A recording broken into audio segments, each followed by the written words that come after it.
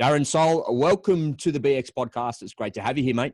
Thank you, Robert. Nice to meet you, man. Nice to speak to you properly. I've Yeah, been following your work for a long time, and it's the first time we're doing a show together. It's going to be good fun. I've been looking forward to this one. As a little surprise for you, something that you probably don't know about me. I also run a photography and videography business as well. Ah, that is a surprise, man. I didn't know that. Yeah, so I'm looking forward to getting into that and riffing that a little bit with you for the audience here today on the BX podcast. But before we get into any of that, why don't you just tell the listeners a little bit about yourself and let's get to know you a bit. Where are you from and how did you get, how long have you been doing it all for? Oh, man. Okay. Well, look, I've done lots of different things, but I'm from Sydney originally, born and bred in Sydney, in eastern suburbs. Love it here, close to the beach, close to Bondi. Born here, went to school here, lots of friends and family here. And I've done lots of things in my career, but over the last 6-7 years, I really started getting heavily into photography. It was a school passion of mine. I used to have certain cameras. I used to have a key to the dark room. When I was meant to be doing other things, I was in the dark room. Whoa, you're dating yourself. That's dating yourself. Man. People listening don't even know what a dark room is. That's right. Nowadays there's a piece of software called Lightroom.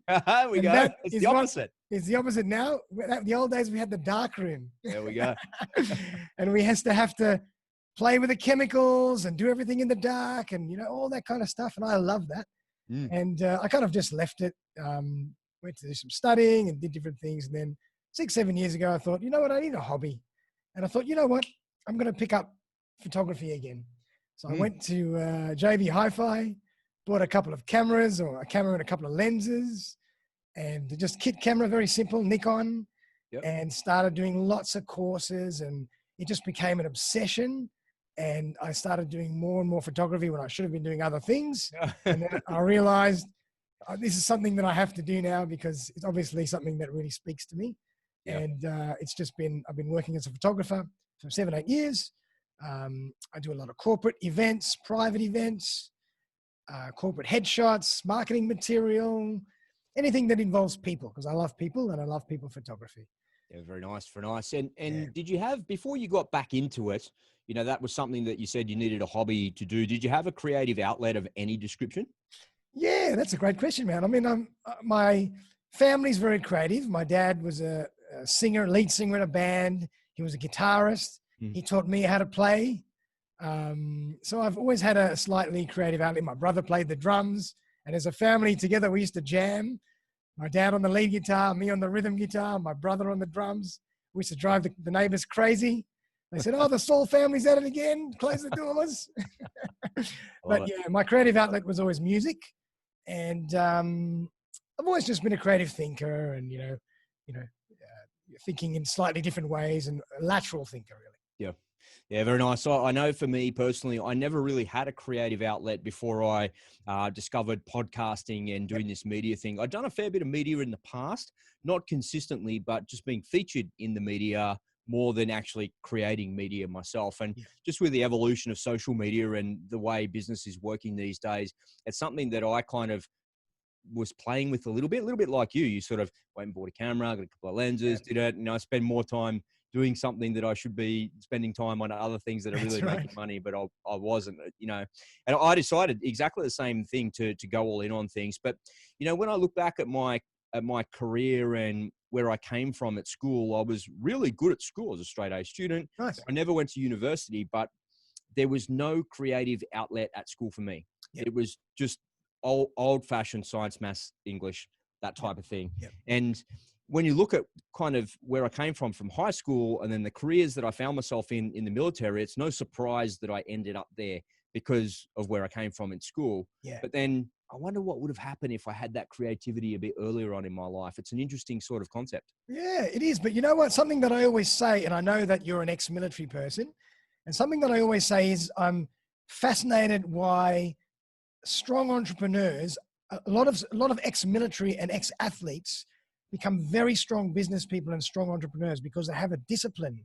And they know what it means to do the same thing every day without thinking about other people, just getting on with it. And, that also gives you a lot of, stood you in a great stead and gave you a lot of opportunities as well. Yeah, definitely did. Definitely did. Make no mistake, it's not so much about discipline. Yeah, it's self-disciplined. Yep. That yeah, and you do learn that, but not. I was in the military with a lot of people that were the most like lazy people you'd ever come across Is that in your right? entire life, and folks that haven't been in the military often think that we're all really disciplined, but they use a big carrot and stick approach. Is that right? And yeah, so it's not always from within. It's not everybody that's there. But when Gotcha. you leave there, you don't realize that that's been embedded in you. Exactly. Yeah. Yeah, and so that is something that you do carry with you. But I have seen a lot of people jettison that as well. It's like, you Yeah. know what, I'm no longer in the army. I don't have to deal with that crap anymore. I'm out of Yeah. here. Yeah. Yeah. What kind of stuff do they give you a carrot? What do they give you? What do they? What do they? It's not so much a carrot. It's more a stick in actual fact. It's like, you know, in some ways, right towards the end of a military career, and I'm not saying anything bad about it because I had an incredible time in the Australian Defence Force in 2 services. Fantastic. And a lot of people don't realize that you kind of grow out of it. Right. And what you grow out of is being told what to wear and where to be. Yeah. And you need to wear that uniform, that hat, and be there at that time. Yep. What do you mean we need to be at work at 4 o'clock? Well, we're going parachuting. Yeah, but it's foggy at Richmond till 11 o'clock in the morning. Why can't we just leave like Holsworthy at like 10 o'clock? Wow. And by the time we get to Richmond, the fog would have cleared and we'll go jumping at midday anyway. Yep. And it's those types of things that just sort of start to grind on you after a little while. It's like, you know what, I'm just sick of being told what to do, where to be, the uniform and all those sorts of things. And it's like, maybe it's time to park it up. But the military has a really great way of recognizing that in people and saying, hey, maybe you need a change. Do you want a new career? Do you want to try something else? Do you want a new job? And then, they get you into a new job, then there's a commitment, the contract, and there's a bunch of other things that happen as well. So, it's pretty good for career progression like that, but don't fall into the trap of thinking that we're all these really super disciplined robots. No, that's a long way from actually. That's a good point. Really good point. So it's self-discipline, not so much discipline. There it is. And there's a little bit of it that's actually embedded into you from the military, but the vast majority of it is self-discipline. But, any small business owner like yourself, Darren, you're required to have that self-discipline yourself. Nobody else is going to do that for you. You're going to get out and hustle. Tell us about that. What was that like when you decided to? I mean, look, everything that generally, that's my personality. I'm all or nothing, a bit like the name of your podcast, Go All In. I'm all or nothing person. When I binge on junk food, I'm all in. When I go on a diet, I'm all in. When I'm off a diet, I'm all in. When I'm starting something new, studying something, I'm all in. So with photography, I was all in as well. I just kind of I did course after course after course. I was out in Chinatown on the street doing street photography, spending the whole day driving people crazy. I got arrested a few times, not actually arrested, but people were saying, what's this guy doing taking photos on the street? Yeah. Because a lot of people didn't realize as a street photographer, you're actually allowed to take photos in public. Mm-hmm. But then a few times the cops came and said, what are you doing? I said, I'm just a street photographer. They said, can I see your photos? I said, yeah, look, it's just nothing, nothing crazy. They said, all right, just tone it down. Yeah. So anything I did, I went all in. And as a photographer, I did the same. And then I started going all in with my marketing to build my photography business. And that's kind of what led me to what I do now as well, is I've kind of added an arm of social media and podcasting as part of my marketing strategy. Because I realized, 2-3 years ago that marketing had changed. Cold calling didn't work as well as it used to. Email marketing didn't work as well as it used to. Letter drops didn't work. I said, I've got to find another way. And I started diving into and studying digital marketing and social media. And I thought, wow, this makes perfect sense for me, particularly as we move forward. So I developed my own podcast, and I started doing a lot of work around social media for my own marketing purposes as a photographer. And the results were incredible. And then now I've started to actually work with other smaller organizations to help them do the same thing. Yeah, very nice. Very nice. And how long for the budding photographers out there, because I Googled some stuff before I started. Sure. I Googled you, of course, as a little bit of research. But one of the things that I came across, and I'd forgotten about, I knew this, but I've forgotten about it. I hadn't heard this fact for a long time, that photography is the most popular hobby in the world. It is. And I think with the advent of a smartphone, and I got myself one of these fancy tools the other day, and it's a Samsung Galaxy S20 Ultra, and awesome, fancy pantsy, right? When you're going to Fancy. update your hardware, I always say go for the most expensive thing that you can afford because it'll last you a long time. Yep. You don't drop it. And the camera on this thing is better than some of the digital SLRs that we have here in the studio. And I take photos with it and I'm like, oh my God, anybody could be a It is, photographer man. with this, It but is. not anyone can be a photographer It because is. it takes engagement with people. You know, I might have the world's best mobile phone camera, but that doesn't mean I can put a hat on and say that I'm a photographer and go and take photos at a wedding or That's at an right. event or something like that. Yep. If somebody's listening to this and they're kind of on the cusp of thinking, I love photography, I've got all the gear, I've done all the courses, I've done all that, what would you say to them to kind of encourage them? Yeah, great question. Photography, first and foremost, is about training your eye and training your skill and training how you work with people. So photography is born, or a great photograph actually is born before you even lift the camera to your eye or even lift the camera up here. So I would say to people, don't spend money on gear because everybody gets sucked into buying more gear, more tripods, more lenses, more filters, more batteries, blah, blah, blah. Buy education, buy books, go and study, train yourself as a photographer because you can have a lot of natural talent, absolutely. But just like any creative outlet, you have to develop that talent. Yeah. And photography is the same. You have to develop your eye over 10,000 plus hours to really say, okay, now I can work as a photographer. So my advice is you got to do the work. It takes self-discipline, as we mentioned. You got to do the work. Don't spend money on gear. It's not about, what you buy and how great you look.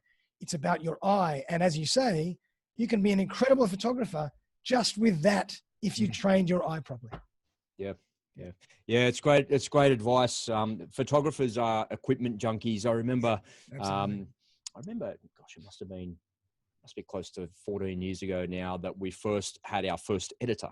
Yep. The wedding photography business here on this side was just going gangbusters, and my missus would be at weddings all weekend, and then she'd be editing photos all week, and be like, oh, I lost count of the amount of times I was like, you've got to start outsourcing that, honey. We got to get that off your desk. We've got to get somebody. And eventually she capitulated and let go because, like all small businesses, she was just holding on to that element of a business so tightly. Yep. Let it go. We found an editor. And the fellow that we found, his name is Ed, and he was from Tehran. And at the time, he'd come to Australia. He was doing his engineering degree, super smart guy. And his background's really interesting comparison between photography here in Sydney and photography in some random place on the other side of the world that you're probably never going to go to, in Tehran, in Iran, right, the capital. And so he grew up as a young kid. My very first job was as a milk boy, and I'm dating myself a little bit like you as the darkroom guy, running up and down the street delivering milk onto people's porches. Ed's first job was as a photo editor when Photoshop first came out. Wow! And in Iran, listen to this: they don't just have weddings on Saturdays and Sundays; they have them every day of the week. Right. And so he was a busy young kid, 13, 14 years old. And the photographers would come in, and it was when digital cameras first came out, and they would dump the cards on his desk, and he would have to go through like 20 flash cards and filter like 7 or 8 weddings over a period of 2 or 3 days and edit them. Insane. And the guy was a machine. Yep. He was a machine. It was like watching somebody play the piano. Yep. And you think of how you edit photos today in Lightroom, it's actually pretty easy, the levels. Yep. There's a bunch of different presets. You could automate a lot as well. Yeah. Back in the day with Photoshop, there's no automation like that. Actions didn't exist back then. That's right. And he was like playing the piano, right? He was so quick with the shortcuts on the keyboard and with the mouse and all those sorts of things. And he really took our business to the next level. Incredible. Because we would give him 2 weddings from a weekend and he'd be like, finished by Tuesday. Wow. He'd be like, what the hell? Wow. And his work was like 10 times better than you could ever try and do yourself, because that's all he'd done for the last 10 years of his life. Yep. And he really knew what he was talking about, and everything was sort of like, whatever, what about this gear? But he was the equipment junkie. He was the, I guess, how do you say, the stereotypical photography equipment junkie. Yep. He knew everything about every single hit. And then, as technology developed, you could see the settings of a camera in the software. And he would say to my missus, because I'm not the one taking the photos, I'm running the business, Susie's taking the photos.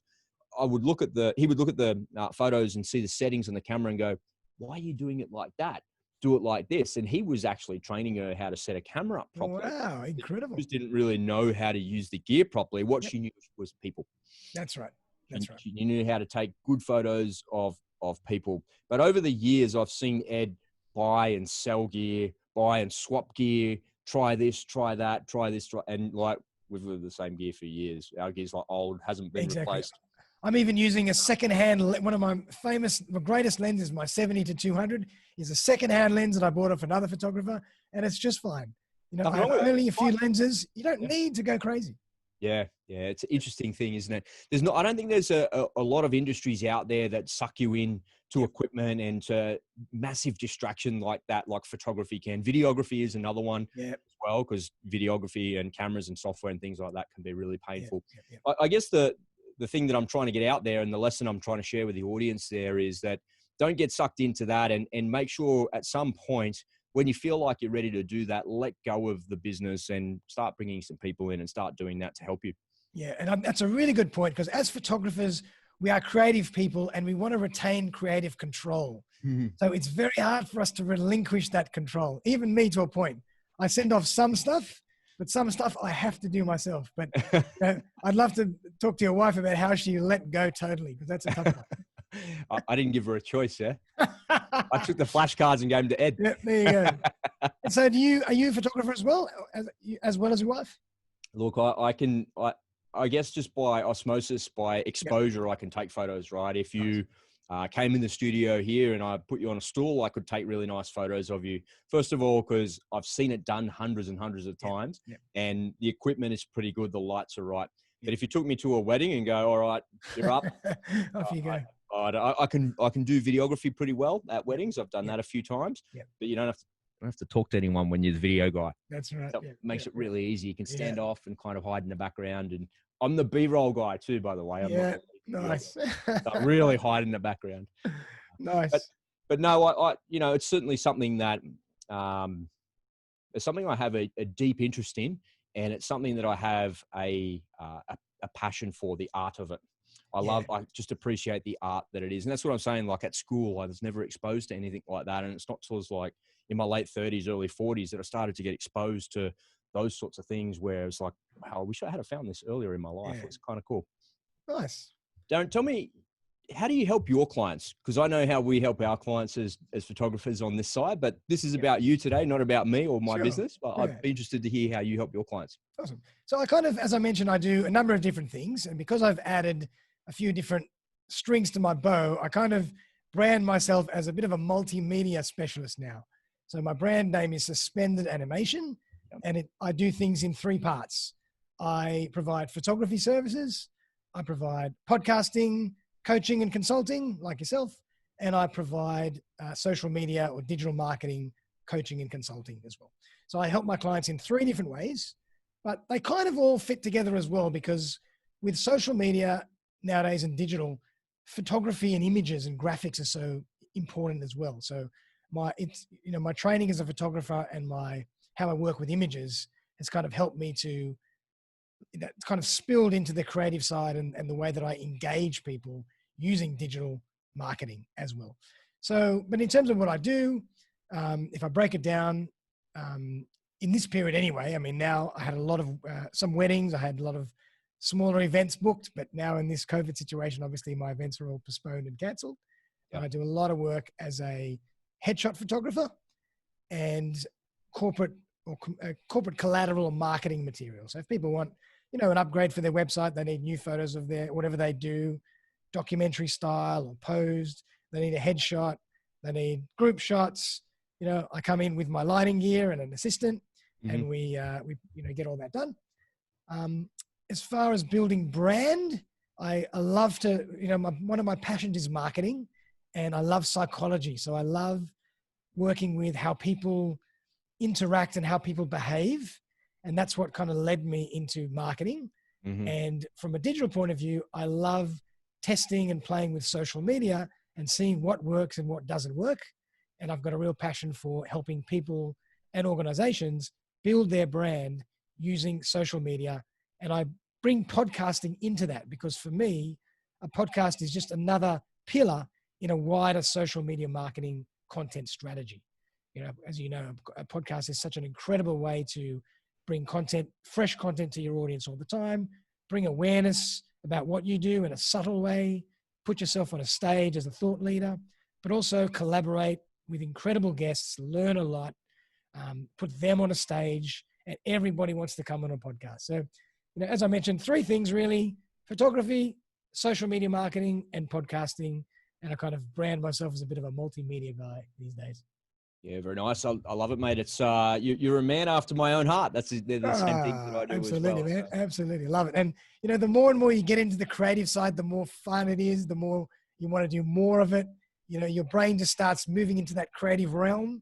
Yeah. And you start saying, oh, I can do this and I can do that and I can do this. It's kind of like once you turn it on, you can't turn it off. And everybody has a creative side. They do indeed. Everybody. There's a famous site called Creative Live. And I think his name is Chase Jarvis, who set up Creative Live. And he's written a book, and he's even got a whole podcast about this fact, the fact that creativity is a muscle.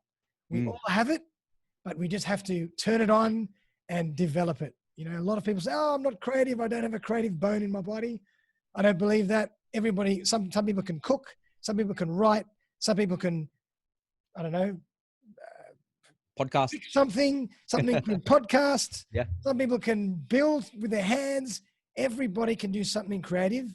And even I think Picasso said the same thing. When we were young, we're all creative. We just lose it when we become adults. So it's there. It's dormant. You just have to turn it on.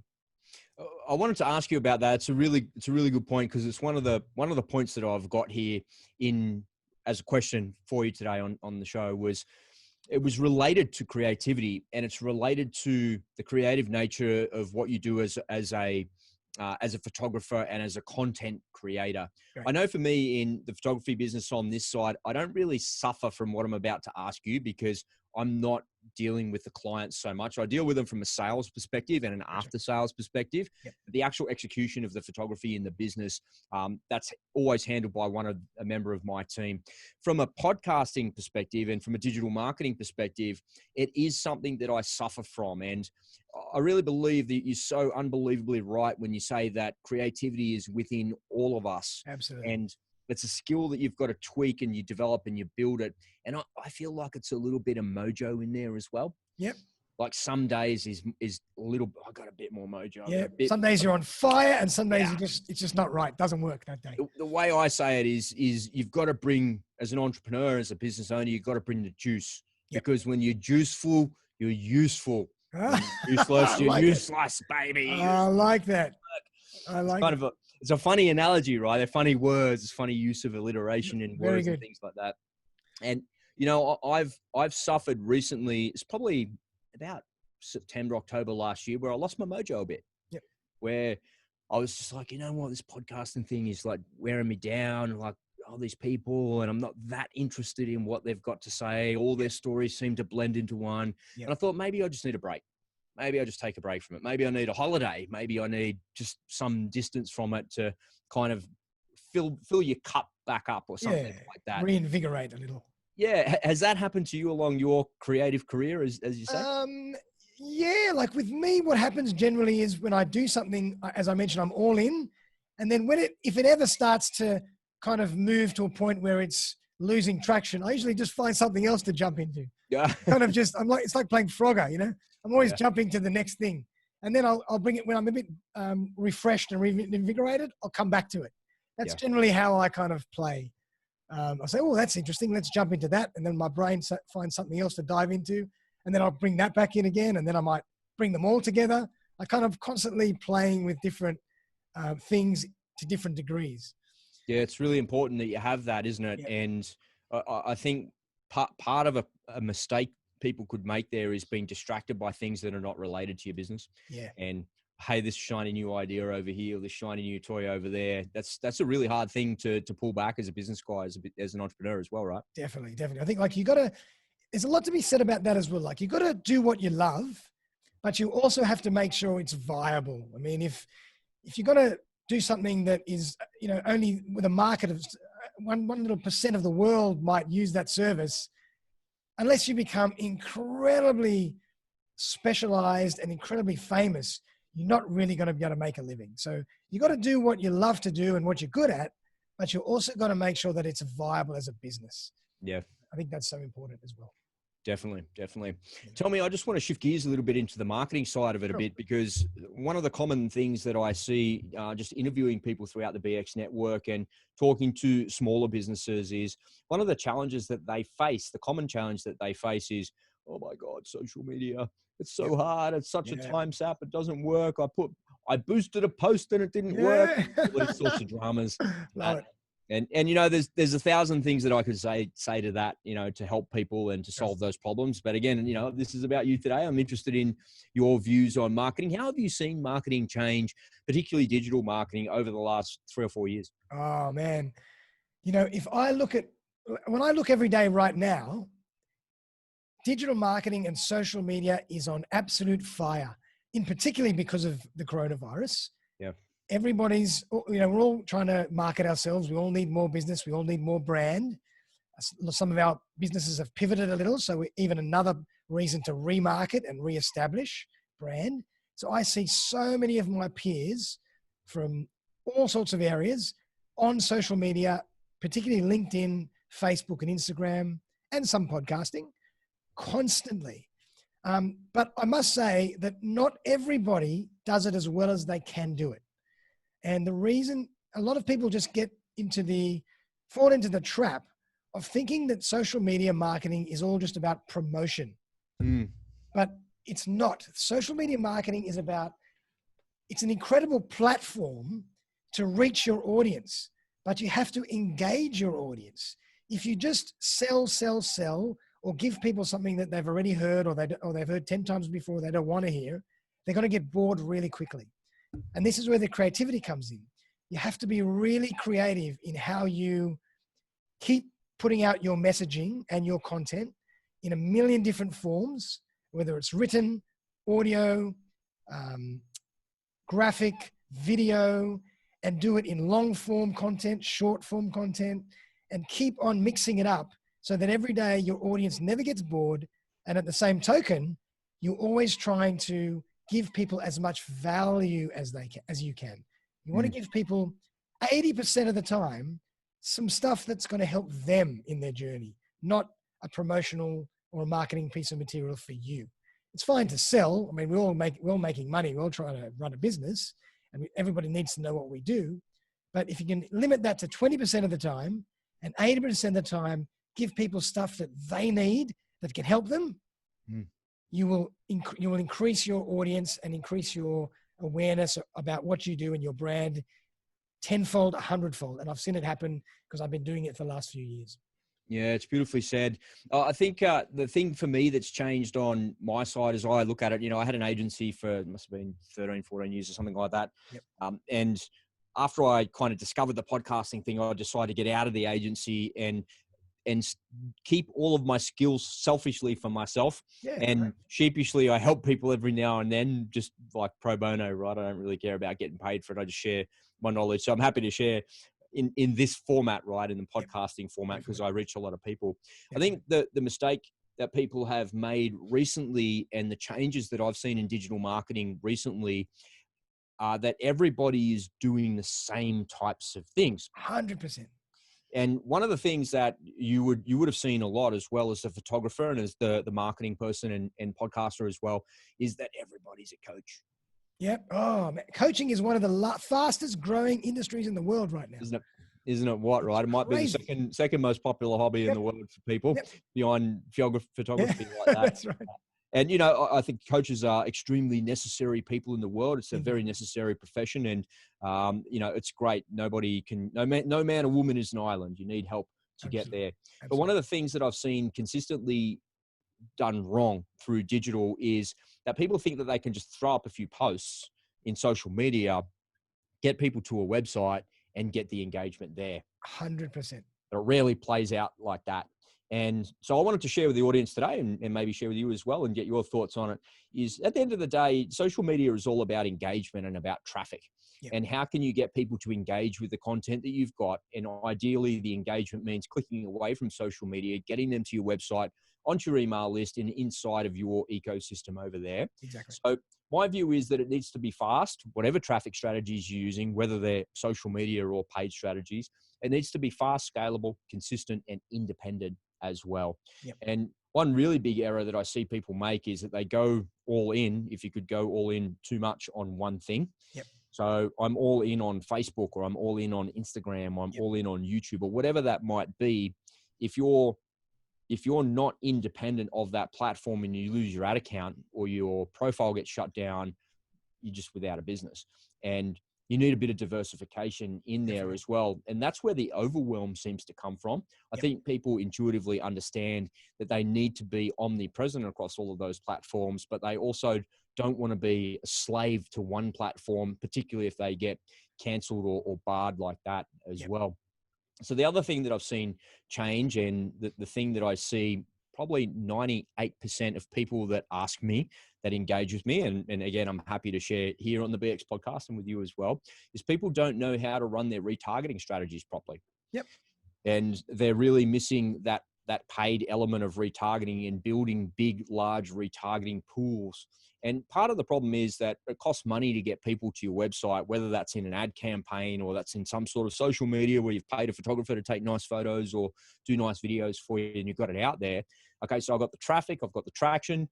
People come to the site and it's like me calling you saying, "Hi, Darren, I'm calling you to let you know I'm never calling you ever again." It's like, what a waste of time. You'd be like, "Oh, thanks, man. See ya." You know, and unless you get them inside of a retargeting pool of some description across the Google Display Network, across all social media platforms in retargeting, Perfect Audience, AdRoll, and a bunch of other ones like that, you're really missing the opportunity to bring people back to your website for a second looky-loo. And once people are inside of that ecosystem, the next mistake I see them make is that, okay, they're on my email list. Now what? Spam. That's spam. There's nothing to buy. You got to get them inside your ecosystem. And what I call it a hub. What you've got to do is you've got to develop your own little hub. So once you're on the inside of my ecosystem, there might be something for you to get there. Like, here's how to be the world's best guest on any podcast you want, or here's how you can get booked on 10 podcasts in 10 weeks by doing this. Use this script, use this outreach. This is how you do it. So now they're getting something. And once they've got that, they see something else. Then they see something else, and then there's something else to do to buy there, and then something else to buy there. And unless you've got a range of products and services that are on the inside of your hub, all the social media marketing and paid advertising in the world really don't make much difference. And it's a very rare business that I encounter, that I come across, that has their hub set up properly. And the hub is something that can feed back onto itself. And, you know, the lifetime value of a customer typically in digital marketing is one sale. But the lifetime value of a customer, people are so concentrated on getting them inside of their sales funnel, where I've got a purchase for $30 and an upsell for $100 and a cross sell for $70, a high ticket thing for $450 or $1,000. But really at the end of the day, that's still one sale. Definitely. And once they're on the inside of all of that, they're inside of the course that you've got there, but they're not inside of a hub where they can buy something else. And they're not inside of the ecosystem where that needs to actually be put together like that as well. I don't know. What are you seeing as you talk? Man, you've brought up some really, really good points. And like, there's always going to be a balance between paid advertising strategy and organic marketing. And from a paid advertising point of view, I totally agree with you. I think you have to have a good strategy in place, and a retargeting strategy. And it's going to be determined to do how much money you're going to put against it, because the more you spend, the more numbers you're going to hit, the better results you're going to get. And I also believe that you should have a very, very strong organic strategy. And that really feeds into what you mentioned before about building a hub. Because for me, I'm assuming when you say a hub, you mean a community or a group. A group of like-minded people that know, trust, and like you, and will follow you. They're your trusted audience. They're your advocates. You've got your tribe for sure, tribe. Right? Your tribe could be your Facebook group, a LinkedIn group. Yep. It could be just your social media following, right? But unless that tribe has got somewhere to go to buy your products and services and to engage with you directly, they're just a bunch of, I think of it's like a game of footy. Remember that when we went to the footy? Yeah, absolutely. You and me go to an Eastern Suburbs game on the weekend at the footy stadium, and we're watching 24 people on the field play football, and every now and then we go, "Oh, he scored a try," or we're cheering them on. But there's really not that much engagement in those places. Exactly. It takes a real dedicated skill set to actually create engagement in a LinkedIn group and in a Facebook group and those types of things. And unless you can send those people into your hub where they can get those other things there, they just come to a game of footy every now and then and cheer on. They like something, they might comment on something, but it rarely translates into actual real revenue. Yeah, definitely. And what you mentioned before was a Facebook group. That is a perfect example of a great hub, because when a group of people are in your group, you can give them information, you can build more trust and credibility, you can send them to different places for different things. They're always in front of you. They can interact together. They can bring other people. So a group is very, very powerful as opposed to, say, a page, because a page is more one-dimensional. Of course. But when I think of also, if you think of more in metaphorical terms or psychological terms, for me, a hub is about people, an audience that you've built that knows, like, and trusts you. If people trust you, they'll come back to you. They'll refer you. They'll do all sorts of things. But if people don't trust you, they just become a one-off customer and you'll never see them again. And that's what when I work with social media and with organic social media, it's all about how can I keep giving my audience value so they know, like, and trust what I do. And that then slowly, I'm building my community, my tribe. And then, as you mentioned, you put them into a physical hub, which might be a group, or it might be some other way that you do it. There's so many different software sites and facilities out there to do these things. But it's more about thinking. It's more about the psychology behind it. It's, who is my audience? How do I get them to know, like, and trust me constantly in perpetuity? And then opportunities will start to happen, whether it's offline or online, because that is the key. And a business network like BX is a perfect example of a great hub. Yeah, absolutely. It's another great hub. You don't always have to think about things in terms of digital marketing. Traditional marketing is very, very important, and face-to-face networking and relationships are crucial. And even more so, a lot of people forget that you really have to marry the digital side with the person, the real side, because at the end of the day, we still buy from people and we want to be friends. We want to connect. We want to, I want to talk to you like this in front of you. I don't want to just be typing a message to you every couple of days on Facebook or on LinkedIn or in an email. So if you can marry those two together and always think about, how do I get messages to you that you're going to like, that you're going to use, that you're going to find benefit, and you're going to know, like, and trust me. That is building my community and my hub. And that's how a marketer has to think. Yeah, it's beautifully said and well articulated, mate. And I really appreciate you sharing your insights and those value bombs here with the BX audience today. I guess one final thing that I would add, and a question I wanted to ask as well, in and around that, is I think part of the problem that people face with social media and the overwhelm that they face is they get that they have to do it. I know, all right, I've got to. Definitely. Darren takes the world's best photos. He's got the greatest strategies, the greatest everything. Okay, cool. And I'd go and do it, and like crickets, nothing happens. Nothing happens. Nothing happens. And I think part of the reason that nothing happens there is because you're only looking at half of the picture. The other half of the picture is measurement. You have to test and measure absolutely everything that you're doing. So what I would say about that is that you need to get your analytics dialed in properly. So you can understand on a daily or a weekly basis, however your reporting looks, so you can understand what the cost per visitor is, what the cost per view is, what the cost per lead is. And then you can compare.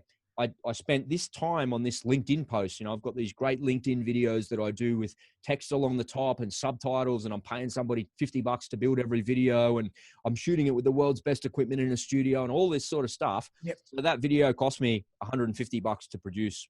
My time, average, outgoing freelancers. how much traffic came to my site as a result of that. So that's part of that's the 50% that people don't focus on. First of all, because they don't know how, and second of all, because it's a little bit boring, and the analysis that you do can be subjective. It's a little bit like opening the Daily Telegraph. If you ever read that thing, it's like reading cartoons, and you turn to your stars. Yep. Maybe the headlines are more true than the stars in the newspaper. You can just make it fit to what your narrative is and your bias is. So you'd be really careful in around that. And I think one of the missing pieces of the digital marketing puzzle is understanding analytics and reporting. And I'd be interested to hear your feedback on that as well. Yeah, absolutely. I mean, everything you do, you have to track. You have to, because again, social media is about reading behavior. So you have to see what's working and what's not working, and then find out why it's not working, or find out how you can improve it. What have I done wrong? Because social media is like part science, part art. Yes. It's not just a science, because 1 + 1 doesn't always give you 2.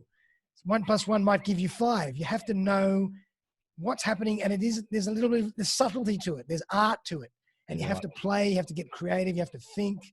It's a game. It's like a big game of chess. It's a game for adults, and that's why I love it so much, because it's so psychologically based, because behavior is all psychology.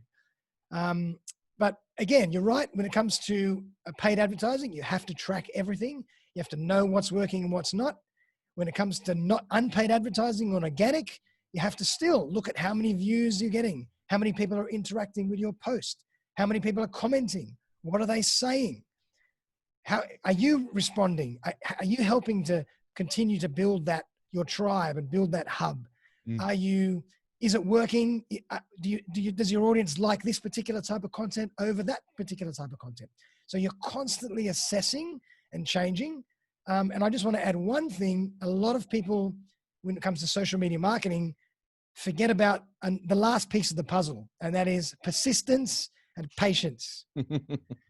People think that you're going to find a result within a month or 2 months or 3 months, and you're up and running and you've got a multi-million-dollar business.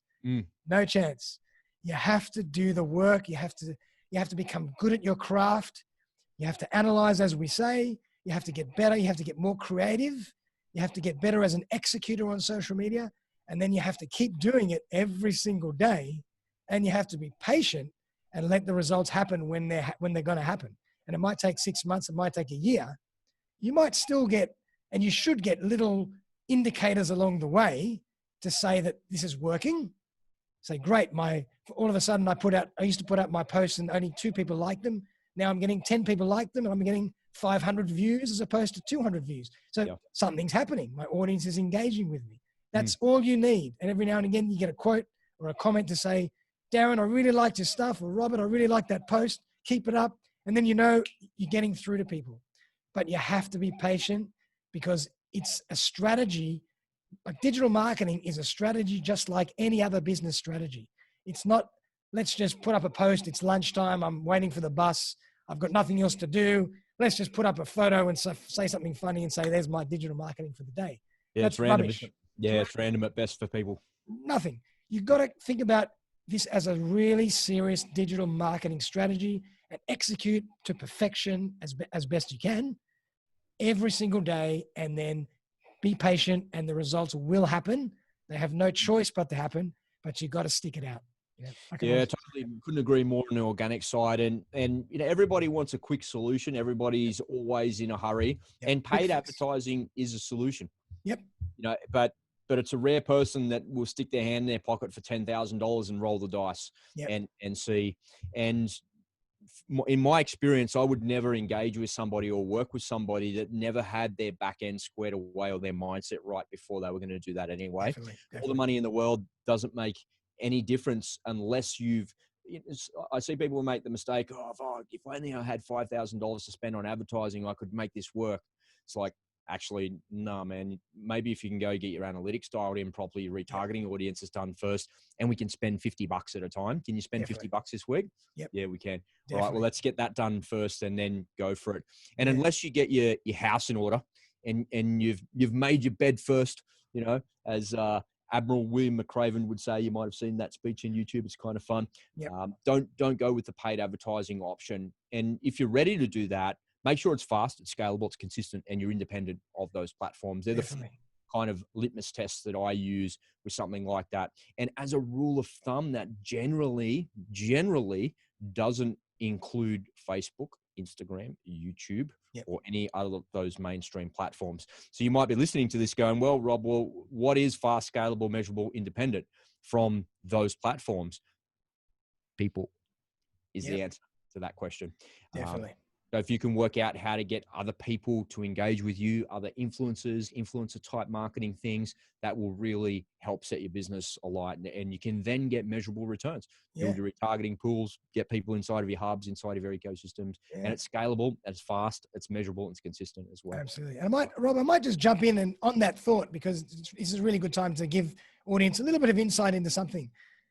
100%. If you're going to be doing a lot of work with paid advertising to the wider web or the wider community, it costs a lot of money, or it can cost a lot of money, and to get results, because you're constantly testing, you're split testing, you're seeing what works, you're retargeting. These things cost money.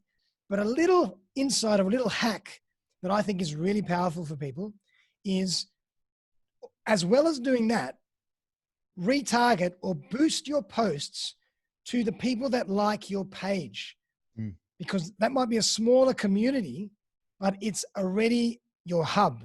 It's your trusted audience. It's your tribe. They already know, like, and trust you through the last 2 or 3 years of work and value you've given them. And if you you can boost posts to your people that like your page for $5 a day, which is much cheaper than putting out an advertising campaign to the wider web, which you should do as well. But if you really don't have a lot of budget to do that, at least start with targeting the people that already know, like, and trust you as part of your community. And your audience will grow slow and steady, and it'll grow through referrals and through connections, and it'll feed itself as well through face-to-face interactions, because people know you. So it's a really powerful way to get your message across and build your audience, spending very little amount of money a day, as opposed to a really strong, expensive marketing campaign that you need to do. So again, if you have budget, do both. But if you have a little bit of budget, maybe start with one and a little bit on the other. And it's a really effective way to build your audience a little slower, but with a great foundation. Yeah, definitely. Good advice and good points. Value bombs left, right, and center today on the BX podcast, which is really cool. Darren, in the spirit of BX, who is an ideal referral partner for you? Who would you like to work more with to build referral relationships? Yeah, great one. I mean, obviously, I always say, like you, I'm always looking for guests on my podcast. Yeah. And if anybody's interested, because I know people love to have their story told, and I'm always looking for interesting guests. But as opposed to that, apart from that, I always love to work with business coaches, because we have a very, very similar end client, as well as even graphic designers, because we can, that fits into my photography and my social media as well. So graphic designers, business coaches work really well for me, and anybody, of course, that wants to come and join me on an episode would only be too happy to have you. Sounds awesome. And just tell us a little bit about that podcast. What's it called? Where can people find it? Yeah, sure. So my podcast is called Playing with Perspective. And again, when I started the podcast, I was thinking about how could I make this term photographic, but also make it relevant to something, to the wider world and to everything else. And perspective is a word that we use in photography a lot, because it's about the perspective of how we take photos, but it can also be applied to anything in life. So I called it Playing with Perspective, and it's more of a variety show than anything else. And I love talking to loads of different people about loads of different stuff. It could be exercise, diet, business, not-for-profit, a great initiative, coaching, entrepreneurship. I've got guests from all over the place, and I'd love it, and I'd love to interview you, Rob. Let's do a podcast together. And you can find that on Apple Podcasts or on Podbean, which is my podcast app. But otherwise, just jump on my website, which is suspendedanimation.com.au, and you'll find the links to everything. As a social media guy, you can click out to everything from there. All right. Sounds awesome. Darren, it's been an absolute pleasure having you here on the BX podcast today, and to go pretty deep in some of that marketing and that photography stuff. That was good fun. I really enjoyed that. I can't let you leave the show without putting you in the BX podcasting hot seat. Ready for a little bit of fun? All right, I'm ready. Well, people come on over here to learn how to do things faster, and I think we gave them some stuff today, just kind of through the conversation that we have. But have you got a couple of hacks or accelerators, maybe one or two things that people could apply today, listening to the BX podcast after they finish with us here, and they're like, okay, I'm going to go and do that? What would be the one or two things that they could do? Yep, in terms of just the wider business success. Yes. Yep. Yeah, great. I mean, a few things. I could go on and rattle off 100, but I'll give you a couple. First one, dive in, start. Don't procrastinate. Everybody's always talking about, oh, I'm about to do this, I'm about to launch that, I'm just thinking about that, I'm talking to this person about that, or, you know, I'm in the strategy phase, and then 6 months down the track, they're still there. So just start, whatever it is you got to do, start and learn from the feedback you get along the way. You know, the quickest way to get anywhere is to just make the first step. Yep. You know, I think it was it Mao Zedong or one of the famous Chinese emperors says, a journey of 1,000 miles starts with one step. It does indeed. Yeah. And, you know, you just got to start. You know, so that's number one. And number two, be patient. You know, these things take time, but enjoy the journey, have fun along the way, and meet some great people, but be patient and be persistent, you know. And the third thing would just be give people value, give people as much value as they can, and try and establish yourself as a person that is full of integrity, ethical, valuable, person that you can trust, and, you know, that will just bring you opportunities that you wouldn't have dreamed of. You know, so three little easy hacks there. 3 little simple hacks anyone could implement into their day. Beautiful. Hey, what's the best piece of business advice that you've ever received? Oh, let me think. You're putting me on the spot now. Best piece of business advice.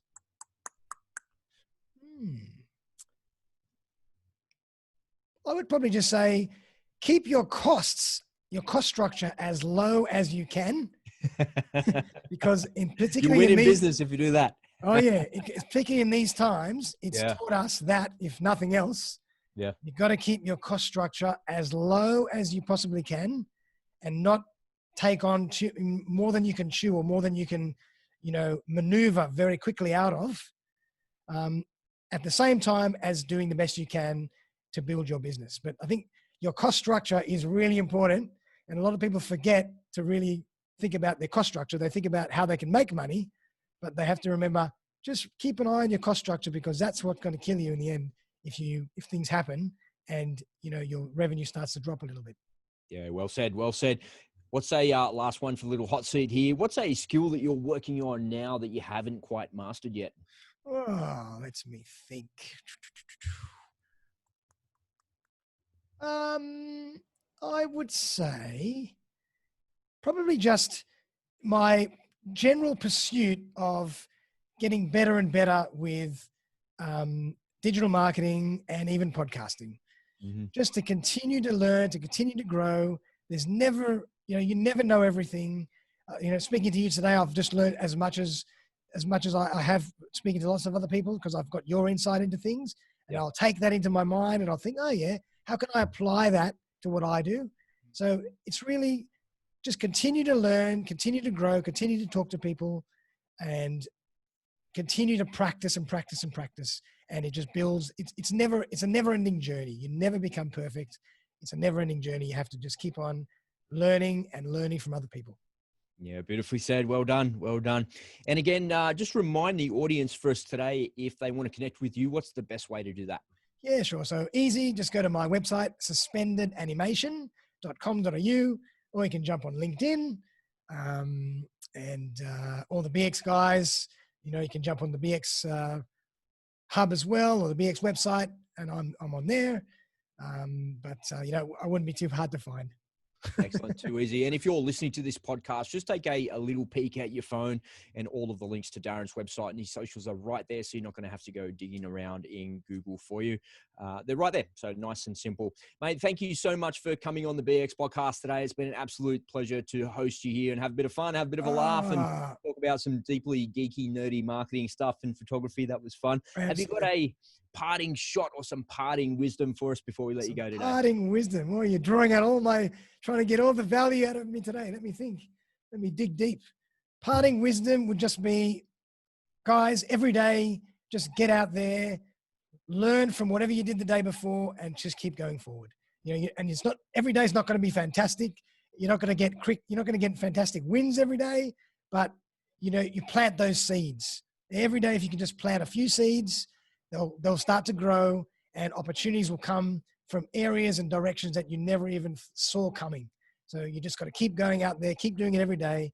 It's a new day. Get out there, have some fun, keep positive, and the world is your oyster.